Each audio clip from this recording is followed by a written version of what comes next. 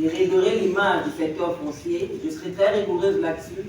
C'est vraiment pour moi l'éthique et la lutte contre les antivaleurs dans notre secteur. Il est important que vous puissiez noter que tout au long de mon mandat en tant que ministre d'État, ministre des Affaires foncières, que les conservateurs et le CDC doivent être dans une forme de moralité ou morale et valeurs d'éthique dans la conduite de leurs tâches et missions, mais aussi refléter cela de manière professionnelle.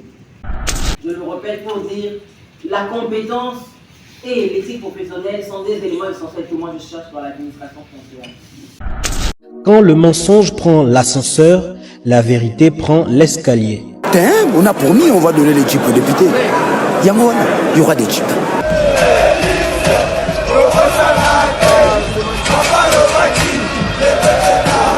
Notre ennemi c'est le Rwanda, FRDC, Boumae, Munguna Nabiso Kagame, Congolais, Kangae, peuple Telema, Banguna Bakoti, la Mukati kama mpima tali politiki, Zongisaki Bomoto, Dale Kolo ndenge kwei na maboko Banguna toza la Bomoko, Mutu moko tiako punde la Congo, Soki biso mokote, Tona nyongwa mutu te noko, Ezapona peuple, Bunda mwana mai, Ezapona yona ye, Ezapona ngai, Ezapona Congo, Ezapona Goma, Ezapona Ruchuru Kiwanja Bunagana.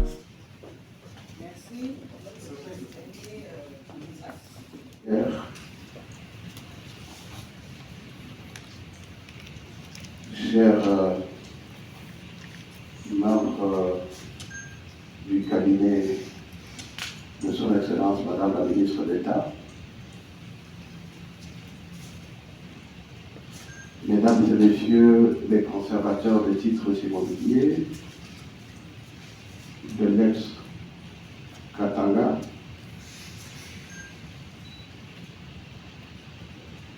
Messieurs les chefs de division du cadastre des circonscriptions foncières de l'ex-Katanga, Mesdames et Messieurs en petite qualité, je voudrais, par ce mot d'introduction, vous remercier d'avoir répondu promptement à l'invitation de Son Excellence Madame la Ministre d'État, mais aussi de remercier vos différents gouverneurs qui ont permis que vous soyez présents en ce lieu et en ce moment.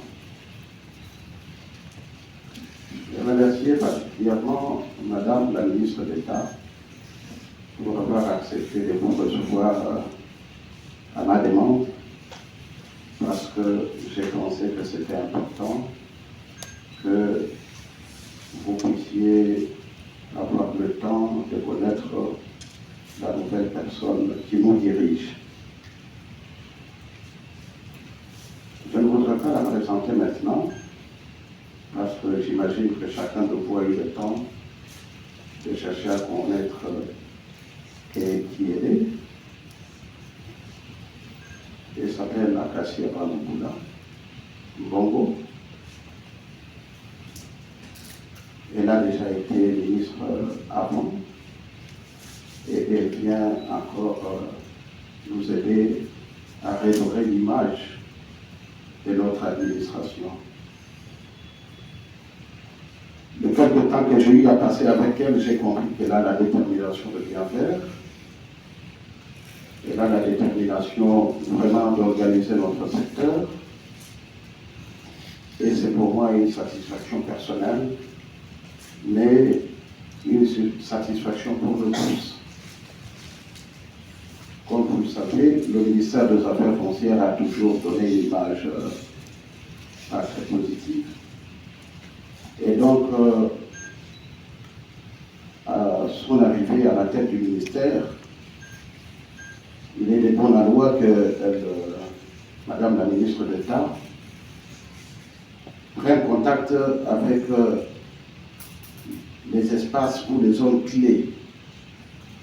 Elle a commencé par la ville province de Kinshasa et ensuite par les directeurs chefs des services.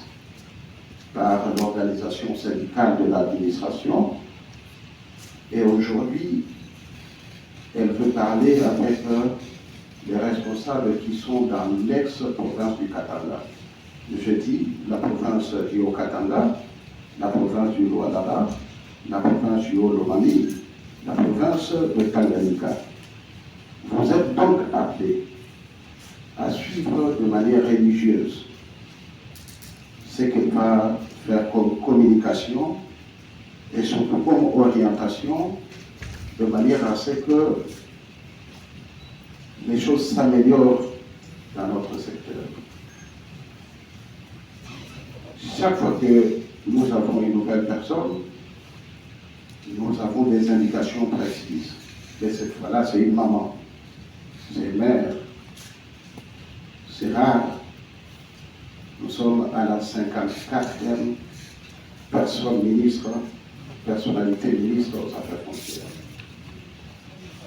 Nous sommes parmi les privilégiés d'avoir eu une mère à la tête de notre ministère.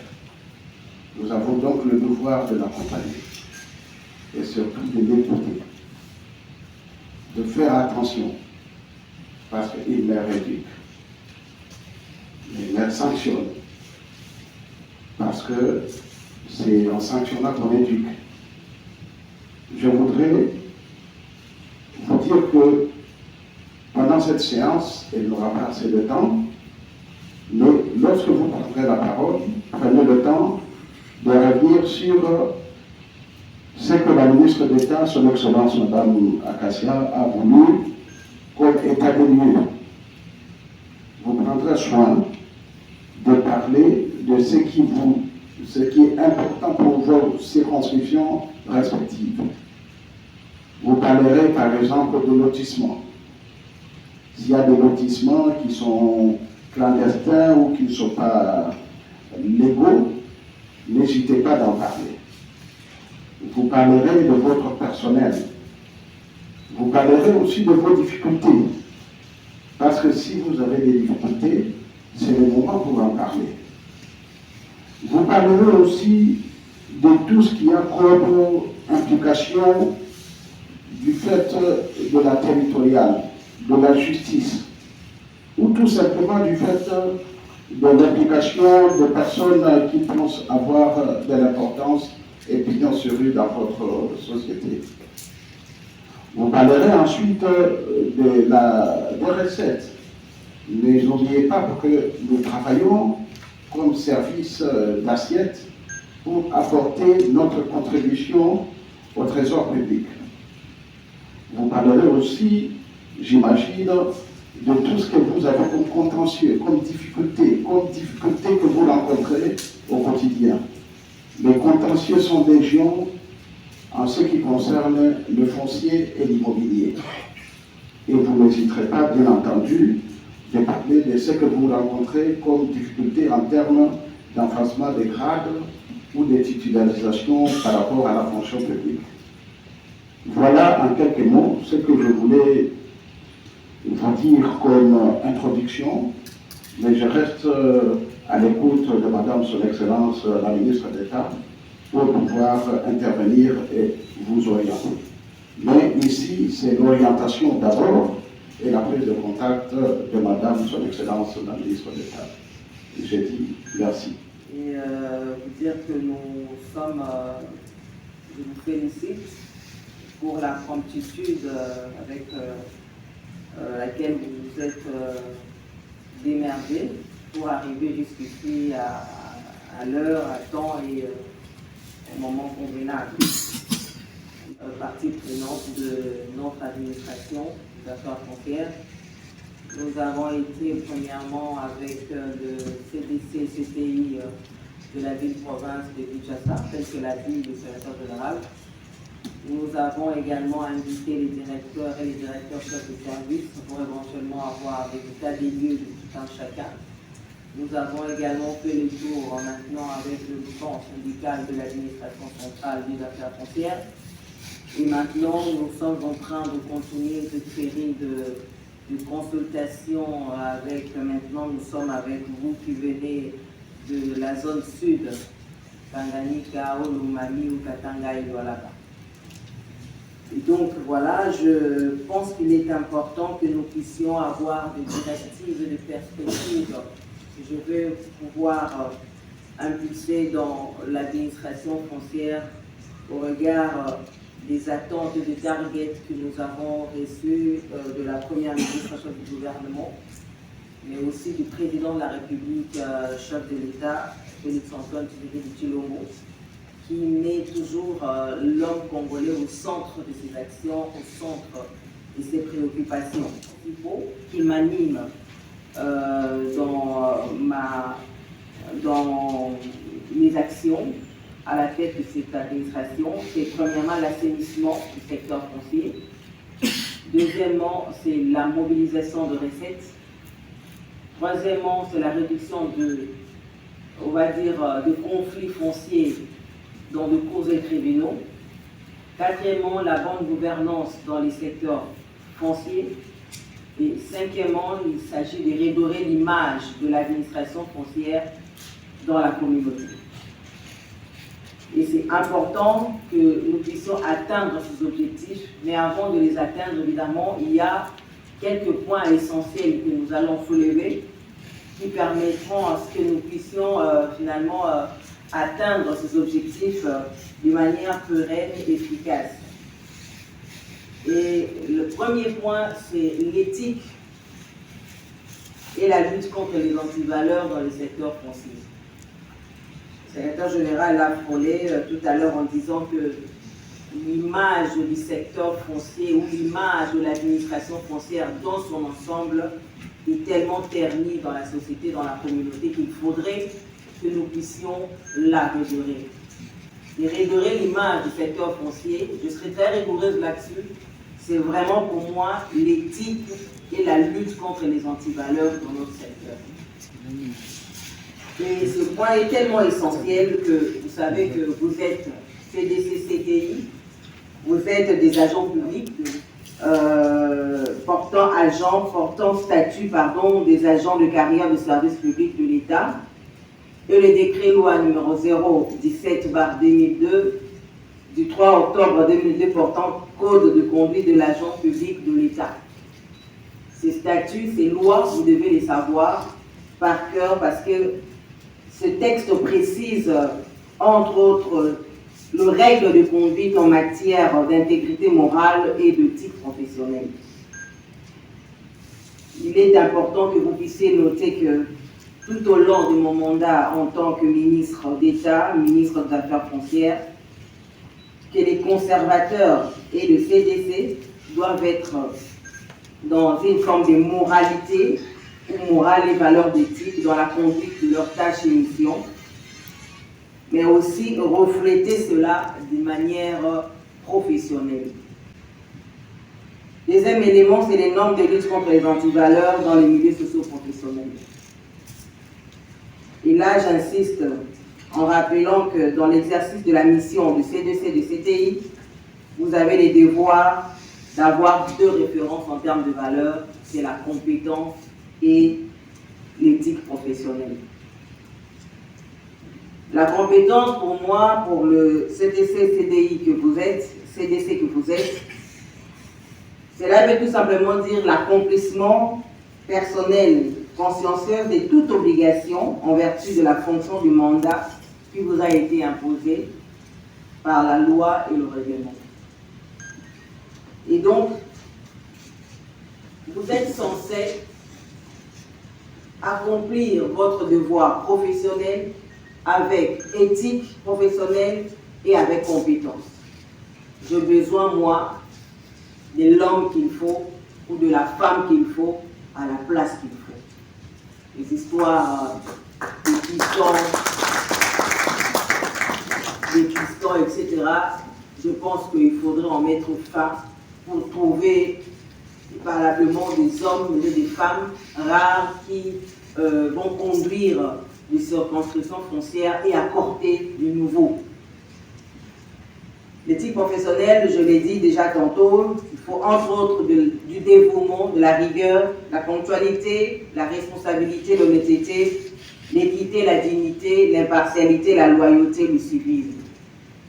Cela doit caractériser les chefs des divisions de cadastre et les conservateurs des titres immobiliers des affaires foncières. Et c'est ça, justement, qui nous amènera à redorer cette image qui est tellement ternie dans notre secteur. Quand on parle de CDC, quand on parle de CDI de manière globale, holistique, vous devez noter que on ne parle de vous ou de nous, puisque maintenant c'est moi qui suis la numéro 1 du secteur, en termes de gangsterisme, en termes de malhonnêteté. Et ça, c'est à nous de laver cette image. Évidemment, ces instructions à respecter strictement impliquent de s'abstenir de la corruption, du détournement des biens et de deniers publics, du favoritisme, népotisme et trafic d'influence.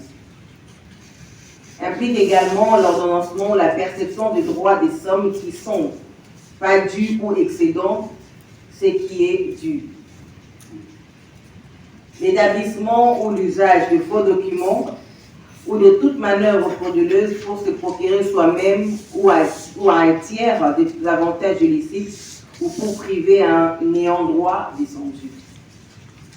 Tout ça, ce sont des éléments qui impliquent une stricte application, n'est-ce pas, de deux éléments essentiels dont je cherche au sein de l'administration foncière, c'est-à-dire la compétence et l'éthique professionnelle. Et cela nous amènera finalement à la maximisation, n'est-ce pas, de recettes dans les secteurs fonciers, qui est le point culminant, le point 2 de notre objectif. Parce qu'il faut dire que c'est vrai qu'il y a toujours des revendications, c'est vrai qu'il y a toujours voilà, des demandes qui viennent, qui affluent de gauche et à droite, tout à fait logiques, légitimes. Mais je pense que ces demandes-là doivent être proportionnelles aux apports de tout un chacun. Et les apports que nous avons, nous, de notre côté, c'est de maximiser le recette du secteur foncier pour que, de l'autre côté, nous soyons prompts à pouvoir réclamer ce qui est de notre droit. Et donc, dans la maximisation de recettes, je l'ai dit, il faudrait, au-delà de cela, que nous puissions nous focaliser sur le texte. Maximiser, c'est très bien, mais la maximisation de recettes doit être encadrée dans des textes légaux et de lois qui vont signifier ou encore qui vont constituer des garde-fous de notre application ou de l'applicabilité de nos fonctions. Et bien là, nous avons plusieurs ordonnances, je peux te rappeler quelques-uns. Il y a l'ordonnance loi numéro 18/003 du 13 mars 2018 fixant la nomenclature de droits, taxes, redevances du pouvoir central telle qu'est modifiée et complétée à ce jour. Deuxième texte de loi qui doit nous permettre d'implémenter la maximisation de recettes, mais tout en restant dans les cadres légaux, c'est le décret numéro 020/019 du 21 août 2020 modifiant et complétant le décret numéro 007/2002 du 2 février 2002 relatif au mode de paiement de dette envers l'État. Troisième arrêté, il y a l'arrêté numéro 181 du 30 septembre 2021. Il y a également l'arrêté 00116 du 3 juin 2021. Et enfin, il y a l'arrêté, j'insiste là-dessus, numéro 0, l'arrêté ministériel du 8 mai 2023, 0075 2023, qui fixe, portant fixation de taux des droits, taxes et redevances à percevoir à l'initiative du ministère des Affaires foncières afin d'éviter l'écroulage de recettes. Donc, il est important de rappeler cela pour que notre application ou encore notre exercice de fonction soit cadré sur des textes légaux qui vont nous permettre d'agir efficacement et de manière pérenne. Mais également, je voudrais rappeler le respect de l'arrêté sur la bancarisation des opérations financières et immobilières à travers la République démocratique du Congo qui exige que le paiement de prix de toute transaction immobilière faite à titre onéreux d'une valeur évaluée de manière conventionnelle à titre d'expert à un montant égal ou supérieur à l'équivalent en francs congolais de 10 000 $ doit s'effectuer à l'une des banques agréées en République démocratique du Congo. Vous le savez très bien, je crois qu'il faudrait marteler là-dessus pour que nous puissions éviter, n'est-ce pas, le coulage de recettes. Je voudrais également rappeler dans tout ce que nous faisons que la tendance de rester toujours focalisé dans les contribuables ou les grands contribuables et de ne pas s'intéresser aux autres contribuables du secteur foncier. C'est un rappel important parce que nous avons toujours tendance à aller vers les grands contributeurs alors que nous pouvons avoir beaucoup de recettes vers les autres contribuables qui peuvent, dans l'assemblage ou dans la sommation de tout ce que nous aurons à établir en termes d'actes générateurs de recettes, essayer de maximiser au niveau de l'assiette foncière. Et donc, je voudrais vraiment que nous puissions agir en ce sens. Troisième élément, c'est la réduction des conflits. Dans la réduction des conflits, évidemment, vous savez que cela met dans la mauvaise gestion des dossiers par les conservateurs et les cadastres. Il s'agit par exemple des conflits sur la superposition, sur les empiètements de fonds, sur les occupations de servitudes et autres emprises publiques. Cela dénote un dysfonctionnement de services publics qui ne sert pas à identifier certains fonds et savoir s'ils ont déjà été attribués ou pas. Les conflits fonciers, vous le savez, nous assistons à ce marasme dans ce secteur parce que le cadastre foncier, le CDC et le CTI ne maîtrisent pas les dossiers ou agissent, font une mauvaise gestion des dossiers. Ce qui fait qu'un terrain, un espace attribué à X est réattribué par soit la même administration à Y, et ça pullule dans le cours de tribunaux. Je pense qu'avec conscience professionnelle, éthique professionnelle et compétence, ces genres de choses ne peuvent plus se faire au niveau de notre secteur. Et ça va nous permettre à nous d'avoir un bilan à présenter, mais aussi à trouver des hommes qu'il faut, aux places qu'il faut, pour que l'administration puisse avancer convenablement. Je voudrais également rappeler le conflit des compétences territoriales entre certaines circonscriptions foncières. À ce sujet, je voudrais rappeler au secrétaire général de bien délimiter les circonscriptions foncières et aussi penser rapprocher les circonscriptions pour nous approcher des contribuables.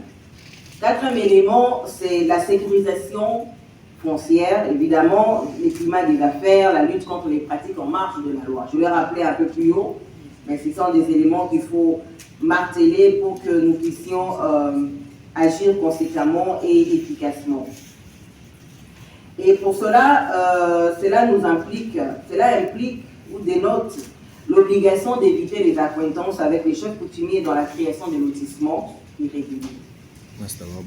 Le respect des procédures et délais de l'établissement de la délivrance du certificat d'enregistrement.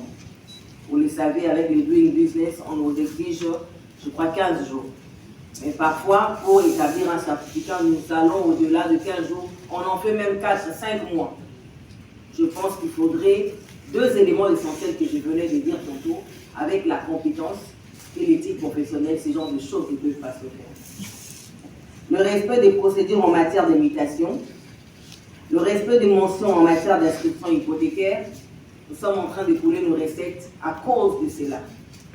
Nous sommes moins regardants sur cette mention hypothécaire et pourtant, c'est un acte essentiel générateur de recettes au niveau des affaires foncières, donc dans notre société, évidemment des tracasseries au niveau des références. Je vois des lettres qui pullulent dans mon bureau, dans mon cabinet, par rapport à cela.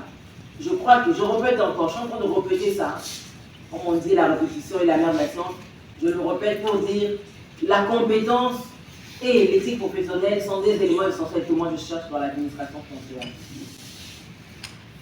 Et en matière de...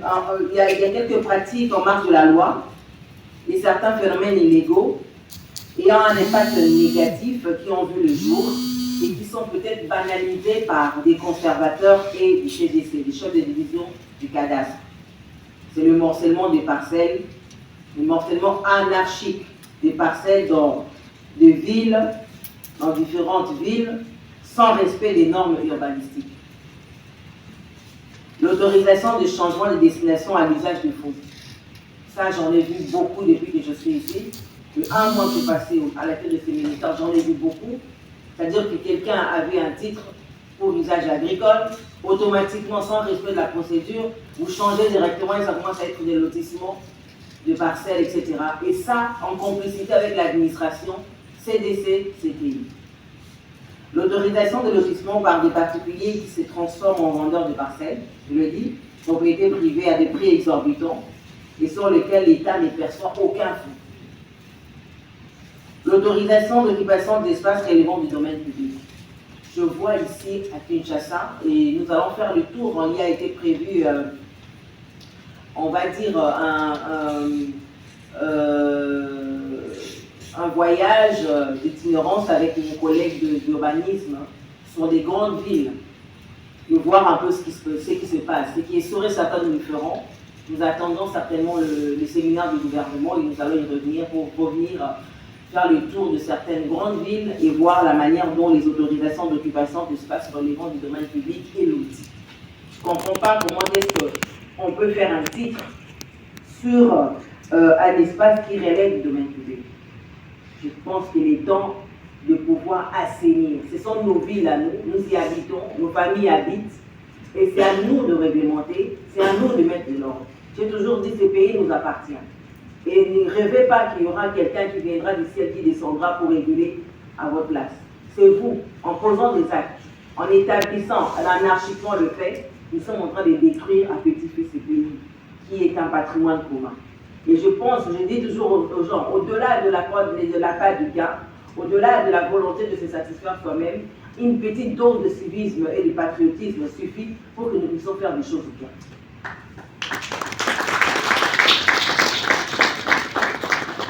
Et donc, je compte sur vous pour essayer de redorer l'image de cette administration qui est permise. Chaque fois que nous sommes en contact, chaque fois que je suis en contact avec des gens, que ce soit en externe ou interne, l'image des affaires foncières laisse à désirer. Et à chaque fois, quand j'essaie de vouloir encadrer les choses, parfois des preuves palpables contre notre administration me fait recroqueviller et me fait réfléchir pour dire que qu'est-ce qui ne va pas, il faut changer. Et je pense qu'on ne change pas de table, mais on change des hommes. On change de femmes et on change des individus qui vont finalement apporter un vent nouveau et qui vont souffler d'une certaine manière pour que notre pays avance et que l'administration foncière soit réellement un service d'assiette dans notre pays et respecté. Et de cette manière-là, nous, de notre côté, nous aurons cette force de pouvoir revendiquer sur le domaine social qui concerne le fonctionnaire relevant de notre compétence. Donc, je vois de manière succincte, je suis en train de brosser un peu la situation actuelle parce qu'il est temps que nous puissions changer les choses. Et sur la zone sud, la zone de Katanga, au Katanga, Lualaba, Olomami et Tanganyika, il y a toujours des informations vraiment très, je ne vais pas dire, très choquantes, qui choquent en fait, mais choquantes, mais qui dénotent une forte légèreté dans l'accomplissement de tâches de l'État. Et je crois bien que même quand on aura à faire les mises en place, il faudrait venir tenir compte, vraiment tenir compte des gens qui sont dans une forme d'éthique professionnelle et des compétences pour des résultats idoines. Et donc voilà, je pense que je m'émite là pour l'instant. Je pense que nous aurons également cette partie de questions-réponses. J'aimerais bien également écouter vos difficultés, mais aussi vos propositions pour que nous puissions redorer l'image de notre administration. J'ai toujours dit, je ne veux pas, mais pas parler de moi en tout cas, mais vous me découvrirez dans les actions. Je suis très simple, mais très rigoureuse. J'ai des extrémités. Très simple, très rigoureuse. Je tiens à la compétence, je tiens à l'éthique professionnelle et je tiens au résultat. Ce sont 3 éléments essentiels qui m'animent. Et pour ça, je ne ménagerai aucun effort pour amener cette administration pendant mon mandat à changer son image et à redorer l'image de la République en cette circonstance. Je vous remercie. Il va falloir maintenant que probablement nous revenions sur ce que nous devrions faire auparavant, Madame la ministre d'État, Son Excellence, pour qu'on arrive d'abord à la présentation parce que connaître les personnes qui sont là et les afficher en fonction.